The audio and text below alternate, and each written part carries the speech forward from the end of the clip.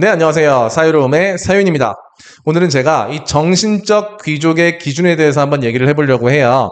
자, 정신적 귀족이란 말에서 귀족이란 단어가 매우 불편하실 겁니다. 왜냐면 이거 사회 계급을 나누는 용어니까요. 뭐 이제 우리 이런 평등한 사회에서 인간의 급을 나누는 게 말이 되냐 이런 느낌 받으실 수가 있는데 제가 그 점을 바로 노리고 있다는 점을 말씀을 드리겠습니다. 이게 무슨 말이냐면 자, 계급 용어는요. 두 가지 욕망을 불러일으킵니다. 첫 번째는 내가 거기에 속하고 싶은 욕망, 두 번째는 내가 거기서 소외되기 싫은 욕망이에요. 이런 것들을 자극을 해야지 우리가 귀족적인 것이 무엇인지에 대해서 깊게 고민하고 그것을 추구할 수가 있다. 이게 제가 의도라는 점을 말씀을 드리겠습니다. 뭐 사실 이제 정신적 귀족이란 단어는 제가 창안한 것은 아니고요.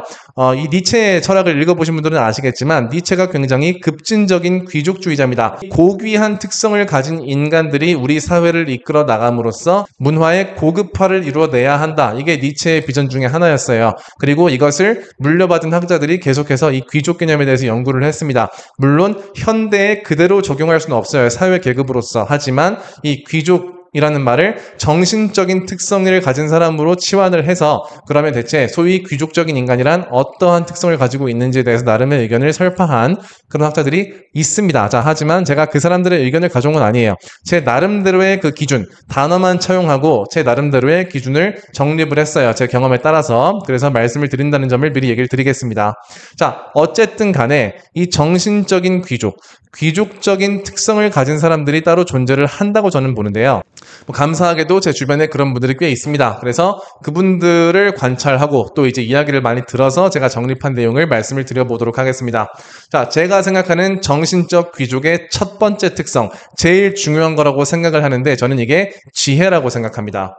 우리가 이 지혜라는 말을 너무 뻔하게 쓰고 있어요. 뭐 이제 여자애들 태어나면 이름도 막 김지혜, 박지혜, 이지혜 이렇게 지은 것도 좀 이제 오래됐죠. 그리고 그것뿐이 아니라 막 지혜롭다든지 이런 말들을 그냥 별 의미 없이 그냥 일상적으로 쓰는 경우들이 좀 있습니다. 자, 여기에 제가 좀 생기를 불어넣고 싶은데요. 제가 생각하는 지혜의 핵심, 정수는요.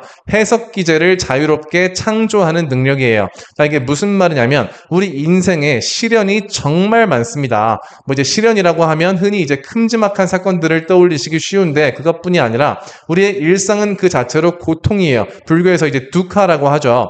하루에도 50번, 100번씩 크고 작은 고통을 우리는 마주하게 됩니다. 그리고 이것이 1년 내내, 10년 내내 쌓이면 정말 수만 개, 수십만 개의 고통 경험을 하게 되죠.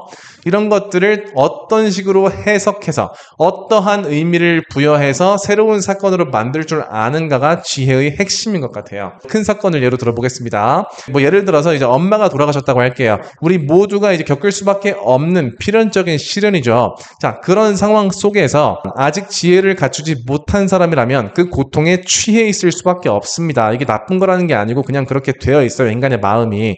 자, 근데 어떠한 사람, 좀 더 지혜로운 사람은 거기서 딱 일어나가지고 어떤 생각을 할 거냐면 오케이, 내가 이 시련을 잘 이겨내서 더 강한 사람이 돼서 남은 가족을 내가 보살피는 힘의 동력으로 삼아야겠다라고 생각을 할 거란 말이에요. 그리고 이것은 우리 엄마가 주신 연습의 기회다. 그러니까 내가 적극적으로 연습하겠다. 이렇게 마음가짐을 가질 거란 말이에요. 그렇다면 그때부터는 장례식은 절망의 장소가 아니고 성장의 장소가 되는 것이고 엄마한테서 받은 그런 힘을 통해서 내가 가족들을 더 번성시키고 나아가서 앞으로 상실의 경험을 하게 될 사람, 하는 사람에게 다가가서 나 이때 이랬는데 이렇게 이겨냈어 라고 해서 도와줌으로써 더 좋은 세상을 창조하는 것, 이게 바로 지혜로운 것이다. 정말 자유로운 해석 기제.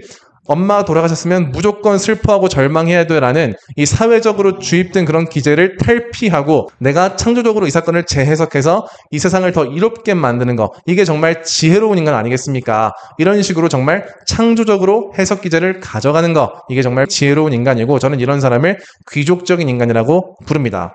자, 큰 사건을 예시로 말씀드렸는데 작은 사건들도 정말 많죠. 예를 들어서 내가 정말 중요한 친구와의 약속이 있어. 지난번에 내가 한번 늦어가지고 제가 이미 빡쳐 있는데 또 늦으면 절대 안 돼. 근데 정말 아쉽게 버스를 놓쳤어. 버스 기사가 내 얼굴을 보고도 나를 안 태워줬어. 이러면 진짜 계열받잖아요. 자, 이 상황 속에서 두 가지 사람이 있습니다. 첫 번째 사람은 분노에 취해 있는 사람이에요. 저 버스기사 나한테 잘못했어. 진짜 죽어도 싸. 막 생각하면서 어떻게 죽일지 막 상상하는 사람이 있고요. 자, 두 번째는 오케이, 분노라는 감정이 나를 지배하려고 드네. 이거 내가 이번에 극복할 수 있는, 연습을 할 수 있는 기회다. 내가 분노라는 이 맹수를 잘 다루는 사람이 되고 싶고 그래서 세상을 이롭게 하고 싶기 때문에 이번에 연습해야지 라고 반갑게 맞이하는 사람이 있단 말입니다. 자, 어떤 사람이 더 지혜로운 사람인지 여러분 딱 느껴지시잖아요. 자, 이런 식으로 어떠한 해석 기제를 갖는지에 따라서 다른 세상을 살아가게 되는 거예요. 똑같은 사건이 발생했는데 한 사람에게는 열받는 사건이고 한 사람에게는 수행의 기회였단 말입니다. 근데 이런 사건이 하루에도 50번, 100번 불편함이 계속 일어난단 말이에요. 이게 바로 인생의 속성인데 해석 기제의 훈련이 제대로 되지 않은, 아직 지혜롭지 못한 사람은 하루에 이런 50번, 100번의 이런 사건 중에서 빵번의 성장을 구가하는 것이고, 반면에 이것을 전부 다 연습의 기회로 받아들이는 지혜로운 인간은 하루에도 50번, 100번씩 성장을 하는 거예요. 0번 성장 대 100번 성장이면은 이거는 정말 지혜의 격차가 날이 갈수록 벌어질 수밖에 없습니다. 이 사람은 1년 동안 연습을 하면 36,500번 성장을 하는 거예요. 그래서 저는 어떤 사람 만났을 때 아직 이 사람이 지혜로운 인간으로서 완성이 안 된 것 같아 라고 느끼더라도 이러한 해석 기제를 가지고 훈련을 하고 있는 사람이면 저는 무조건 지혜로운 사람이라고 생각합니다. 그렇게 될 수밖에 없어요. 왜냐하면 이 내면의 성장이라는 거는 외부 요인으로부터 자유로운 거예요. 뭐 돈을 얼마 벌고 이런 거 다 이제 운에 따라서 작용하는 게 있단 말입니다. 하지만 이 내면에서는 내가 왕이잖아요. 일체유심조라고 하죠. 그래서 이것을 정말로 명확하게 인식하고 내가 성장해야겠다라고 마음 먹고 추구하는 사람이면 저는 필연적으로 성장을 할 수밖에 없다. 그래서 해석 기제의 변경, 해석 기제의 창조를 연습하고 있는 사람이면 저는 무조건 그렇게 될 거기 때문에 지혜로운 사람으로 생각을 합니다. 자, 이것이 제가 생각하는 정신적 귀족의 가장 중요한 특성, 지혜가 되겠습니다. 그럼 이제 두 번째 특성을 말씀을 드려볼게요. 제가 생각하는 정신적 귀족의 두 번째 특성은 강인함이에요. 자, 뭐 강인함은 여러 가지가 있을 수가 있습니다. 하지만 제가 생각하는 강인함의 핵심은 진실을 감당할 수 있는 맷집이에요. 자, 이러한 맷집은 뭐랑 관련이 있냐면 배움이랑 관련이 있습니다. 배움이라는 게 뭘까요? 나한테 부족한 게 무엇인지를 명확하게 인지하고 그것을 개선해 나가는 게 배움이죠. 부족함이 없으면 배움이 있을 필요가 없습니다. 근데 부족함이 대체 뭔지, 내가 이런 점에서 어떻게 부족한지를 외면하는 사람은요, 배울 수가 없어요. 그리고 배울 수가 없으면 성장이 없고, 성장이 없는 사람은 고귀해질 수 없죠. 자, 근데 진실을 받아들이는 게 쉽냐? 절대 쉽지 않습니다.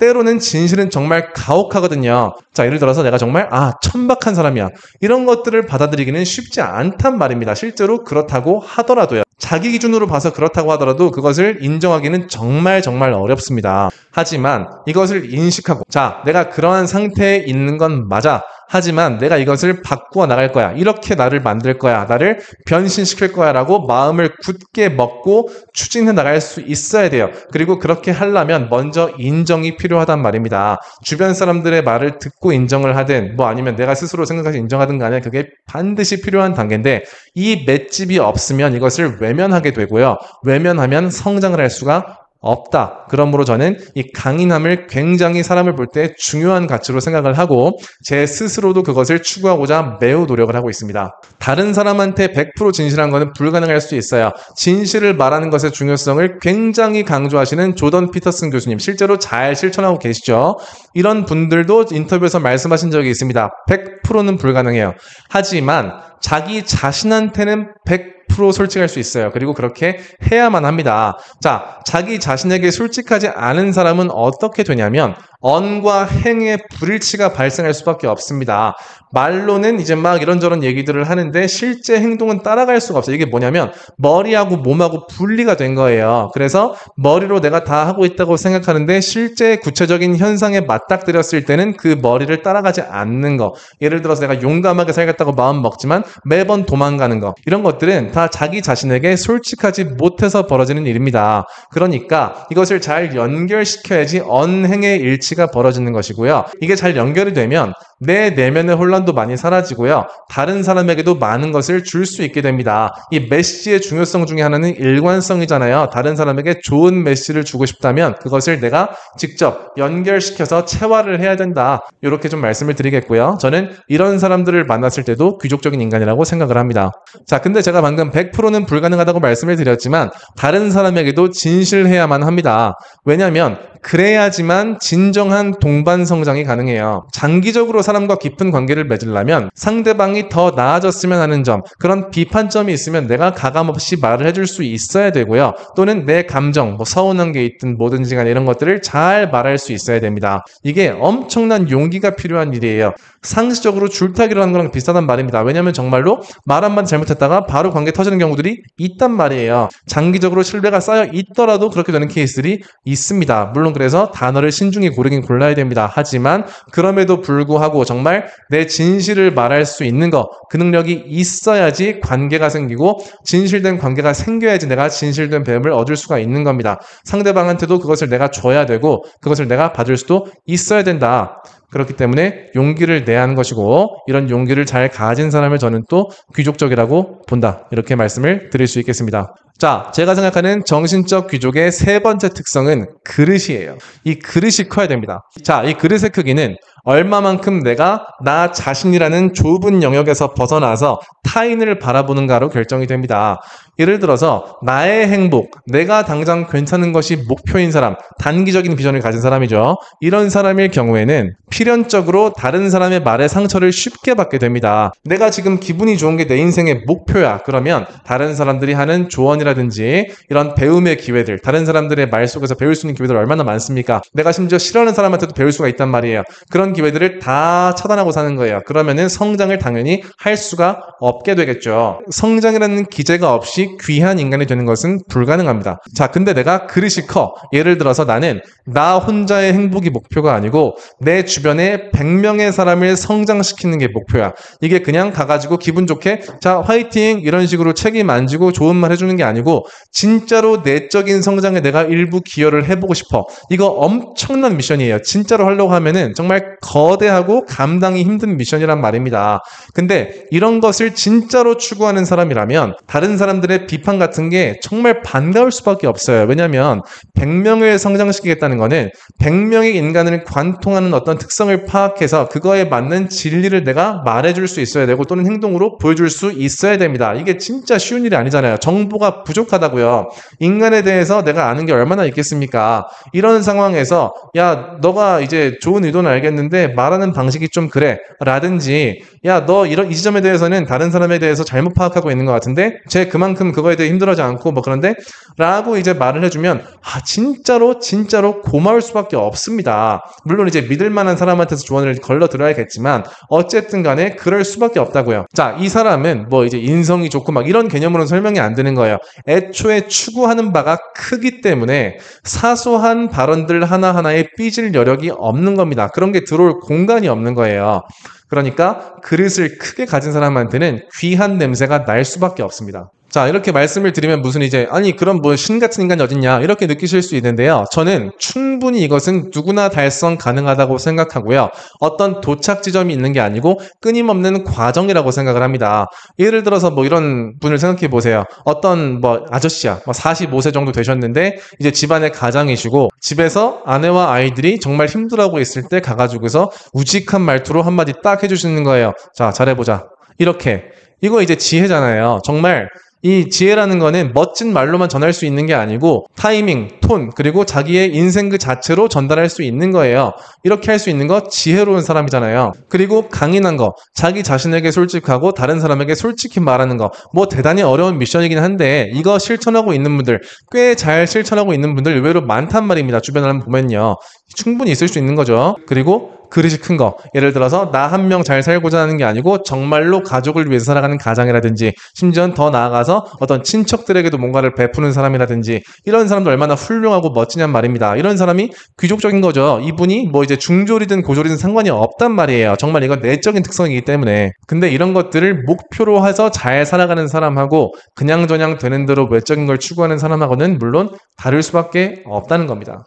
나 자신이 귀족적인지 아닌지 판단할 때랑 다른 사람이 그런지 그렇지 않은지 판단할 때는 막 정량화해가지고 평가하면 안 돼요. 그럼 왜곡이 일어납니다. 그리고 이런 특성이 없으니까 쟤는 그거 탈락 이런 식으로 엄격하게 갈 필요도 없어요. 왜냐면 인간은 음악이랑 비슷한 거예요. 우리가 어릴 때부터 사람을 정량화해가지고 숫자로 평가하는 게 굉장히 익숙합니다. 그리고 지금의 사회과학도 굉장히 그런 식으로 사람을 평가하곤 해요. 하지만 실제 생활에서 정말 지혜롭고 강인하고 그릇이 큰 사람들을 알아보려면 그 사람의 냄새를 맡을 수 있어야 되는 거예요. 어떠한 특성이 부족할 수도 있습니다. 뭐 이제 내가 보기에 윤리적으로 좀 아쉽다든지 심지어 아니면은 내가 보기 지혜는 좀 부족해. 이렇더라도 전반적으로 그러한 특성들이 일종의 현악기처럼 막 조화가 돼서 내는 음악의 소리가 아름답다. 그러면 된 겁니다. 그래서 사람에게서 결점을 찾으려고 하지 마시고 정말 이 사람이 어떠한 조화를 이뤄내고 있고 그 음악이 대체 나한테 어떤 느낌을 주는지를 파악하는 것이 진짜로 고귀한 사람을 알아보는 방법이고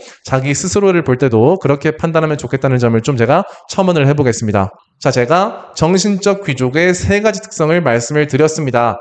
지혜, 강인함, 그리고 그릇을 말씀드렸는데요. 스스로를 한번 그 기준으로 바라보시면서 정말 내가 그런 사람인지 아닌지 한번 명철하게 판단을 해보시고요. 아니라고 생각하시면 적극적으로 그러한 인간이 되도록 노력하셨으면 좋겠다. 왜냐면 이게 너무 좋은 일이기 때문에 그렇게 말씀을 드리고 만약에 내가 정말 귀족적인 사람 같아. 그러면 정말 무한한 자긍심을 느끼시면서 더욱더 그 길을 강력하게 걸어가셔라. 이게 제가 드리고 싶은 말씀입니다. 다시 한번 말씀을 드리지만 이 내적인 영역의 성장, 정말 영성적인 성장은요. 그 누구도 간섭할 수 없어요. 내가 마음먹기 나름이에요. 일체유심조라는 말의 의미를 잘 한번 새겨보시면 좋겠습니다. 그냥 귀족 말고 정신적 귀족의 길은 모두에게 열려 있어요. 그러니까 열심히 저랑 같이 한번 정진해 나가셨으면 좋겠다는 말씀을 드리고요.